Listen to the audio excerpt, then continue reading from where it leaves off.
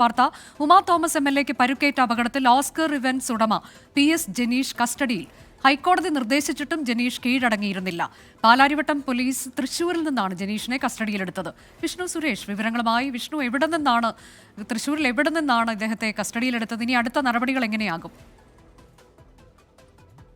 അതിന്റെ കഴിഞ്ഞ ആഴ്ചയാണ് ഓസ്കർ ഇവന്റ്സ് ഉടമ ജനീഷിനോട് ഹാജരാകണം, പാലാരിവട്ടം പോലീസ് സ്റ്റേഷനിൽ ഹാജരാകണം എന്ന് ആവശ്യപ്പെട്ടത്. പക്ഷെ അന്ന് ഈ മൃദംഗ വിഷൻ ഡയറക്ടർ മാത്രമാണ് ഹാജരായത്. ജനീഷ് ആരോഗ്യ പ്രശ്നങ്ങളുണ്ട് എന്ന് ചൂണ്ടിക്കാട്ടി ഹാജരായിരുന്നില്ല. പിന്നീട് ഇന്നലെ ഹാജരാകണം എന്ന് ആവശ്യപ്പെട്ടു. ഇന്നലെയും ജനീഷിന് സാധിച്ചില്ല. അത് അദ്ദേഹത്തിന് ചില ഗുരുതരമായ പ്രശ്നങ്ങളുണ്ട് എന്ന് ചൂണ്ടിക്കാട്ടിയാണ് വരാതിരുന്നത്. ഈ ഒരു പശ്ചാത്തലത്തിലാണ് ഇത് മനഃപൂർവ്വമുള്ള ഒരു ശ്രമമാണ്, ഈ ചോദ്യം ചെയ്യലിൽ നിന്ന് ഒഴിഞ്ഞു മാറാൻ വേണ്ടി മനഃപൂർവ്വം ജനീഷ് ശ്രമിക്കുന്നു എന്ന തരത്തിലാണ് പോലീസ് വിലയിരുത്തുകയും ഇന്ന് തൃശ്ശൂർ ആശുപത്രിയിൽ നിന്ന് ഇയാളെ കസ്റ്റഡിയിൽ എടുക്കുകയുമായിരുന്നു.